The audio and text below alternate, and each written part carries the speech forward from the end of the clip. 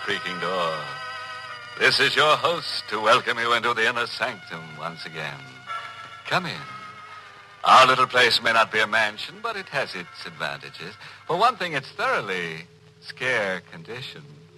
The scream pipes are always in good working order, and the rent's quite reasonable. We get a cut rate.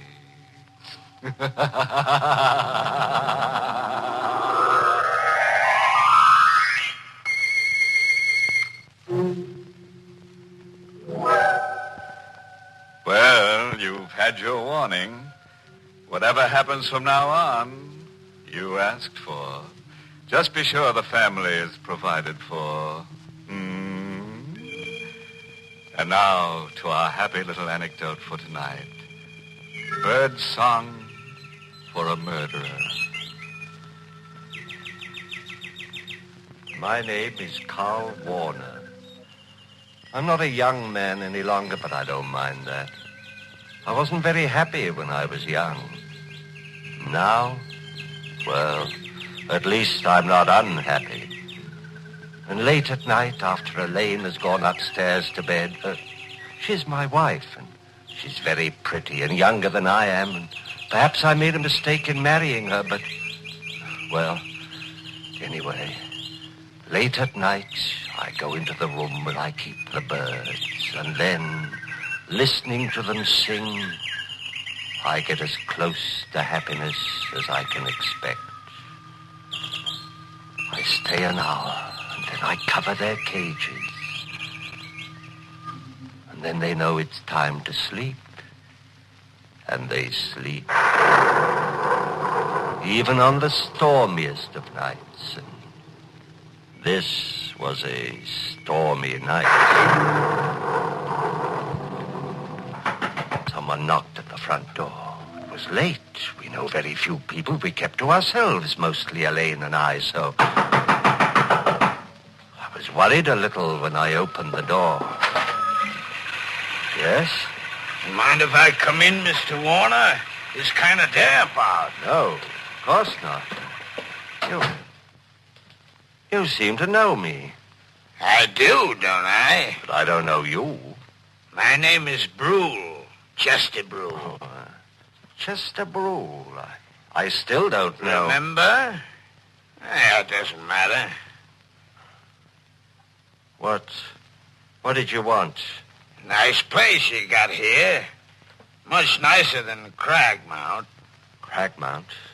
Cragmount Asylum for the insane. You work there? I used to work there. Oh, this is all very interesting. Funny thing happened just before I left. One of the inmates escaped. This baby was a homicidal maniac. Homicidal? Yeah, that's right. I don't see what all this has to do with me. I didn't say it had. There was one funny thing about this inmate. Was there? Loved canaries. Loved to listen to them sing. Psychiatrists at Cragmount found it very interesting. Birdsong was the only thing that kept the murderous impulses down. Mr. Warner, I'm out of work. That's too bad. You're not doing badly. Nice house, furnishings. Didn't I hear canaries singing before I come into the house? Maybe you did. So, 5,000 in the morning? No. I think yes. Otherwise, Cragmount will be happy to hear from me. 11 Crescent Place, room 2B, in the morning. You can show me to the door now. Of course. Good night, Mr. Warner. Till we meet again. I watched him go out into the blackness, and the blackness swallow him. The birds were quiet.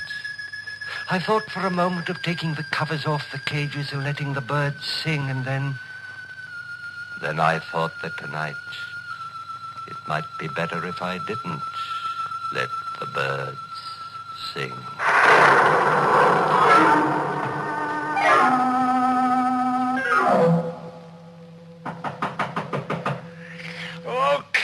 Okay. Who it? Oh, couldn't wait till morning, huh? I didn't expect it. Wait, that knife. No! Ow! I shouldn't have let it. Surprise!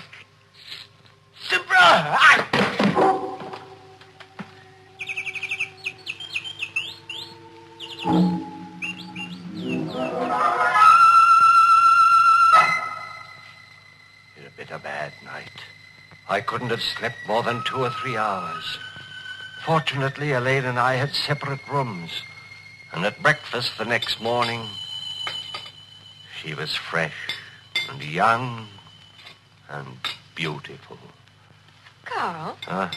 Why are you staring at me in that funny way? Nothing. You really shouldn't read at meals. Oh, it's only the paper. So many exciting things happen. I can't wait till I get to them. Still, Oh, isn't that terrible? what is? A man was murdered last night. Not very far from here, Crescent Place. Crescent Place. Such an odd name. Chester Brule. Carl, your coffee cup. Sorry, I wish you wouldn't read the paper. It says that his canary, he had a canary car, was singing when the landlady found the body. Oh, that's pathetic. Elaine, I told you not to read that paper. But, Give it to me. Why, Carl, you're tearing the paper up. What's the matter? I'm nervous this morning. Don't remember your ever having been like this before. I told you I was nervous. Now, look, darling, why don't you go into the aviary? Listen to the birds for a while. You love them so, and they have such a nice effect on you. I went into the aviary as she suggested, and I listened to the birds. But it was quite a little while before I stopped trembling. Carl, Yes, dear? come into the kitchen. All right. I've been washing the breakfast dishes, darling, and found this among them. Carving knife. This isn't that funny. Besides, look at it. The blade's all covered with brown stains. I see. Sure, I washed it after dinner last night. Did you use it for anything? No, darling. Now, give it to me and I'll wash it now. Oh, I can do it. I just wondered. Oh, the door. Will you? No, you give me the knife. And you answer the door. I said you answer the door. All right. There's nothing to shout about. I don't know what's the matter with you this morning. I washed the knife. Quickly, but carefully. Very quickly, but very carefully. It didn't take long. The stains hadn't hardened much. The brown stains. Carl, Yes? someone to see you. A man. What does he want? He didn't say, except that it was important. I'll go see him. He said he's a lieutenant. A Lieutenant Gregg. From the police. There are 17 steps between the kitchen and our living room. I know because I counted them while I was walking to see Lieutenant Gregg of the police. 17 steps to make my face polite, relaxed, smiling. But would I be able to hide the trembling of my hands? You're Lieutenant Gregg. My wife said you wanted to see me. Yes, that's right.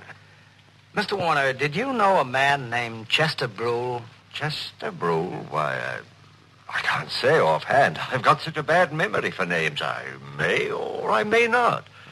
Why? He's murdered last night. You see, we found your name and address in Brule's address book.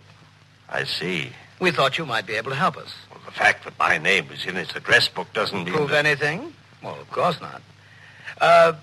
Would the fact that Brule used to be an attendant in an insane asylum mean anything to you? Why should it mean anything to me? Well, I didn't say it should, Mr. Warner. I just thought... Well, it doesn't. Oh, I guess that's that. You know, funny thing. There was a bird cage in Brule's room with a canary in it, singing its head off. Huh? Well, lots of people are fond of canaries. Sure. What was funny about it is that Brule's landlady swears Brule never had a bird. That is funny. The way it looks, the killer knifed Brule and then left the cage and the bird in it behind him. Doesn't make any sense. Unless you figure that the guy who killed Brule was insane. The birds had been quiet, but the slam of the door maybe started them off. And I knew that somehow I would have to get the cage and the bird in it out of Brule's room. I didn't know how I'd do it, but I'd do it no matter how insane it was.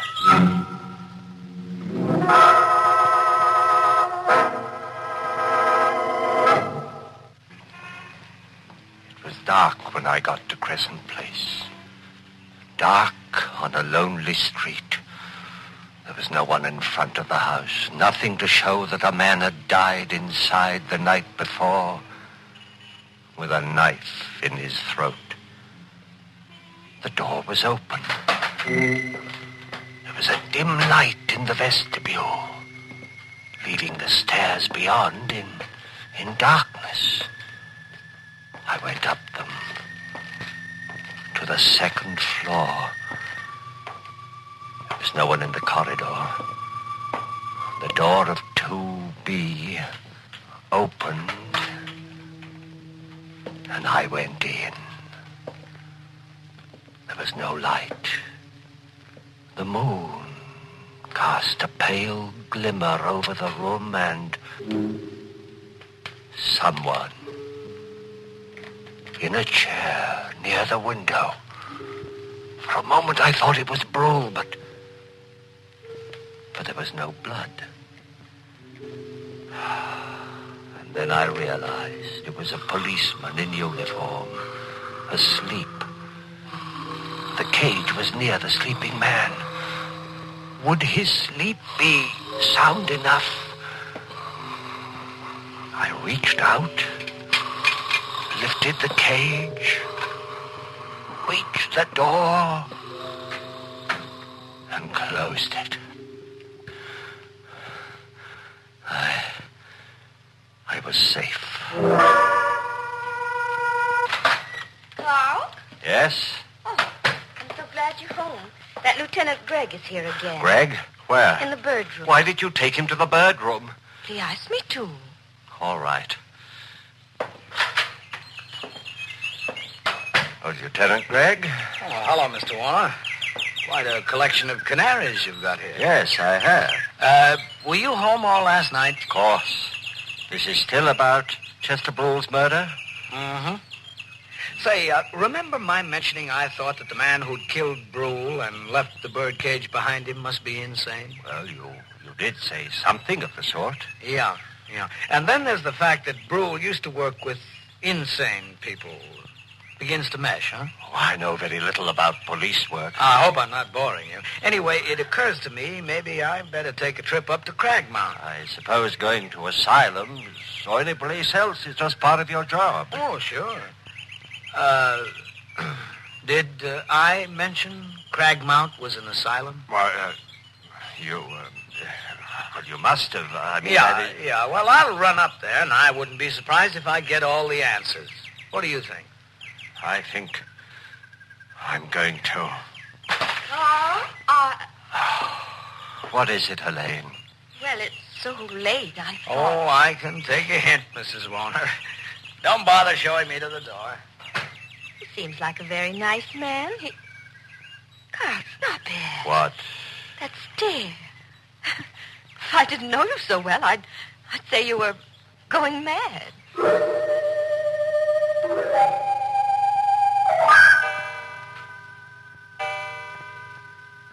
Go to bed, Elaine.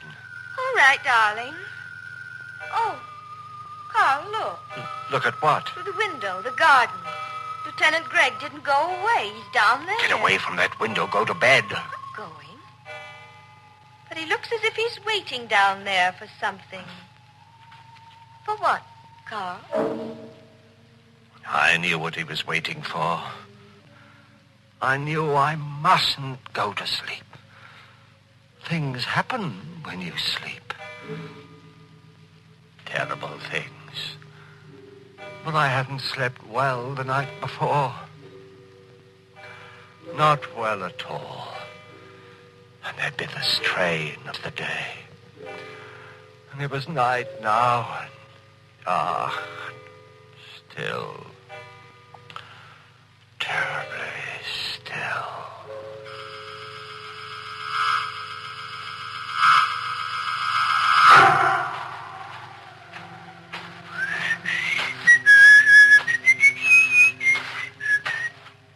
Gargan? Gargan? Yeah. Oh.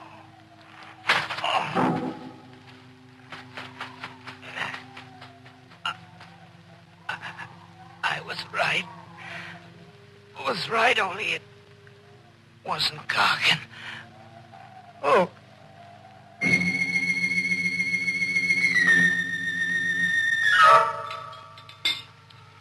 Such a lovely morning, Carl. Lovely. I looked for Lieutenant Gregg as soon as I got up. He wasn't in the garden anymore. He must have got tired, gone home, or back to headquarters, wherever policemen go. Oh, dear. That's the Swenson's dog. He's got into our garden again. I'll have to get him out. Elaine, don't. Darling, you dig up all the flowers looking for bones. Elaine. Maybe he won't be there tonight. Elaine, where are you? Oh, under the tree. What? What? Look, Lieutenant Gregg. His throat.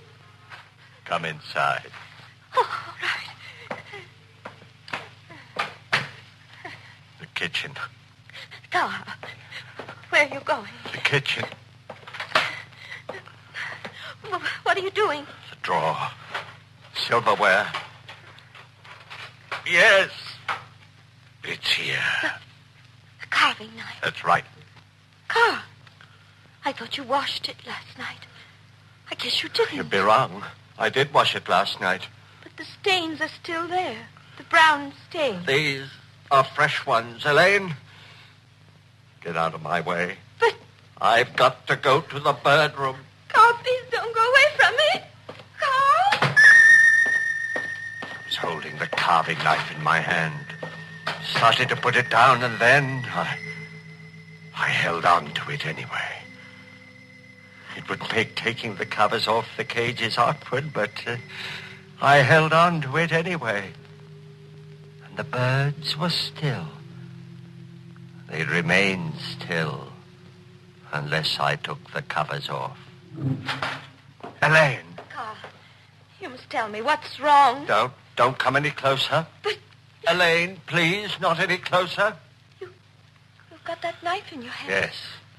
The one with the brown stains. Oh, Carl. Shh, don't say anything. Carl, the night before last... Elaine, don't ask questions. That's dangerous. You were out of the house last night when Lieutenant Gregg was I was killed. asleep. You have the knife, Carl. Yes. Give it to me. No. Please, Carl. No, stay where you are. All right. You may keep the knife. Because, look, Carl. A revolver? Yes. Lieutenant Gregg's revolver. Elaine, give that to me. Oh, no. I took it from Lieutenant Gregg last night. After he stopped crying. They always cry when you... Elaine. Didn't like it the way you've been looking at me, Carl. You were thinking that maybe you'd have to send me back to Craigmount. I wasn't. You were, Carl. I know you were. After Chester Brew died. Elaine. Stop where you are. All right, but... Keep your hands away from the bird cage. Don't pull off the cover. Oh, Carl, I've hurt you. Never mind. But I didn't want to. Are you going to cry? Like the others? It was my fault. Loved you too well. I really killed those others. Not you, my darling. That's a very silly thing to say. And I'll become quite angry. I am quite angry. Carl, you silly? You pulled the covers off the cage. Carl? Carl, I'm speaking to you. Those birds, I don't like them. Carl? Oh, poor Carl. He's dead. I loved him, and now he's dead. But anyway, he didn't cry. He didn't cry.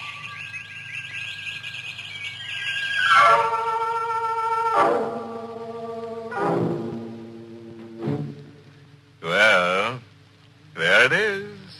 And so sweet. The story of a couple of lovebirds who, instead of billing and cooing, went in for killing and shooting. Of course, it was all little Elaine's idea. All Carl did was cover up. Well, friends, it's time once again to close that creaking door. Until next week at the same time, when we'll be back with a little hunk of horror. You'll be sure to listen, won't you? Until next week, then. Good night. Pleasant dreams.